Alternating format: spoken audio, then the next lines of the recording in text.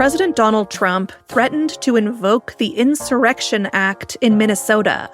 That's where we're starting the 7 from the Washington Post. I'm Hannah Jewell. It's Friday, January 16th. Let's get you caught up with today's 7 stories. Federal agents have flooded the streets of Minneapolis in recent days.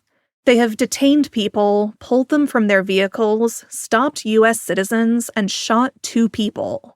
One of them, Renee Good, was killed. Residents have responded with protests. But in a post on Truth Social yesterday, President Trump said that if what he called attacks on federal officers were not stopped by state authorities, he would invoke the Insurrection Act. The Insurrection Act enables a president to deploy the military domestically in extraordinary circumstances. Invoking it empowers the military to make arrests and perform searches on U.S. soil. The act was last invoked in 1992 during the Rodney King riots in Los Angeles. It has not been used without the consent of a state's governor for 60 years.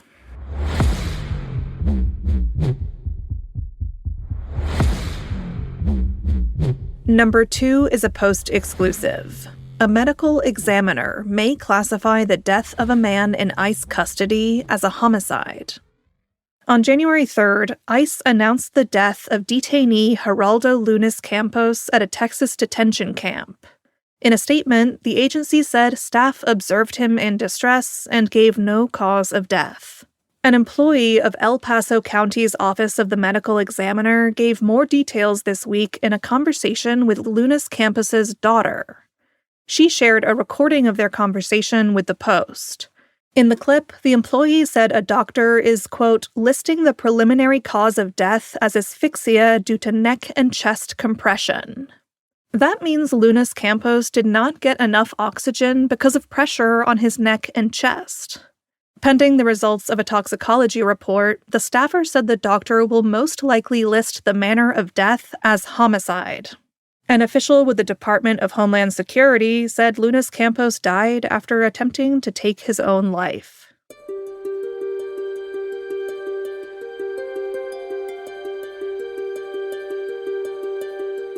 Number 3. President Trump accepted a Nobel Peace Prize medal from Venezuela's opposition leader. Maria Corina Machado won the Peace Prize last year. Yesterday at the White House, she gave her medal to Trump. The gesture came 12 days after the U.S. president toppled Venezuela's longtime leader, Nicolas Maduro. Machado's move was a bold attempt to win Trump's favor. He recently decided to preserve ties with Venezuela's existing regime instead of supporting her challenge to it. Machado explained her decision yesterday, drawing a parallel to historical revolutionary figures. I presented the President of the United States the medal of the Nobel Peace Prize, and I told him this, listen to this.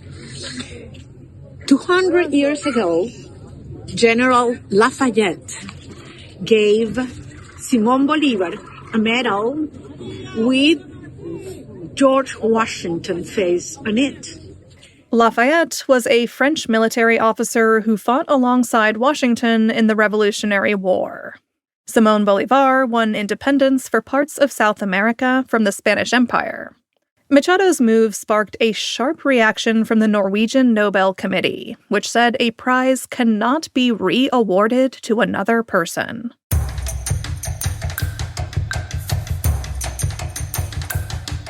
Number 4. A federal judge said that members of Trump's cabinet conspired to violate the Constitution. U.S. District Judge William Young was appointed to the federal bench by President Ronald Reagan.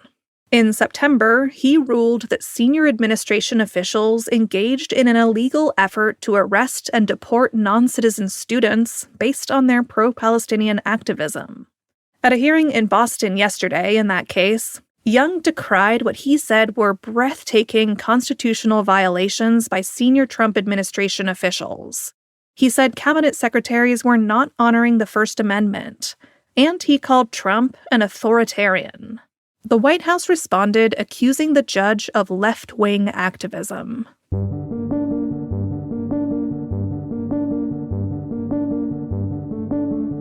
Number 5. A new poll shows who Americans blame for political violence.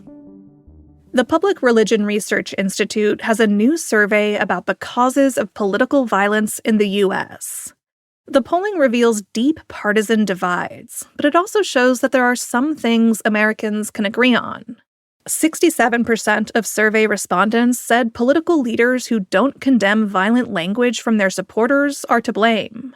And 64% point to AI-generated misinformation that spreads on social media.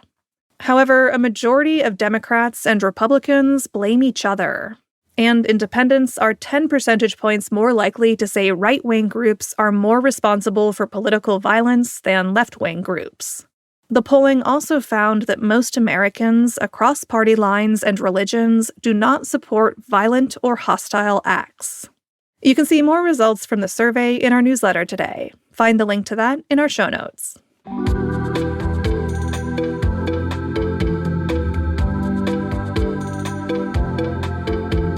Science shows that very different psychiatric disorders might have the same cause. That's number 6.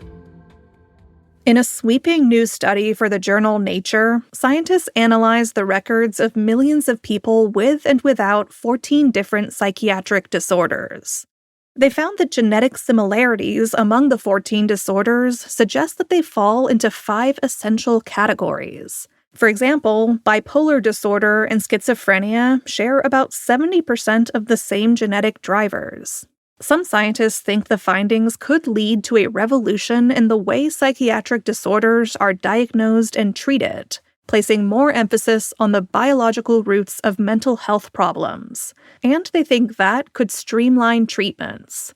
But others are more skeptical about an approach that could lump together different patients with very different needs.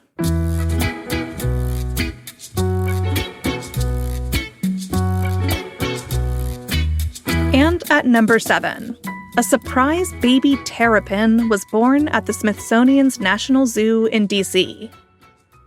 For about a decade, 4 painted river terrapins have lived at the National Zoo, 2 males and 2 females.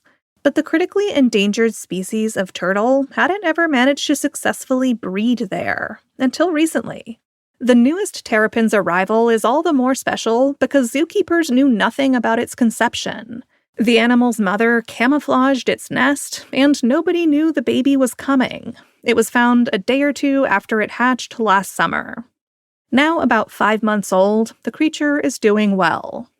But there is still some mystery surrounding the baby terrapin. Zookeepers aren't sure which adult terrapins are its parents, and it could take several years for experts to figure out its gender. If you'd like to see pictures of the baby terrapin, head over to our newsletter.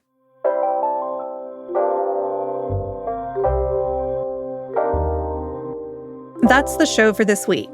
The associate producer of The 7 is Taylor White. The staff writers are Jamie Ross, Izan Akabau, and me. Special thanks to Marjan Meshkot. John Taylor is our editor. Additional editing by Christina Quinn. Copy editing by Melissa No and Thomas Haliba.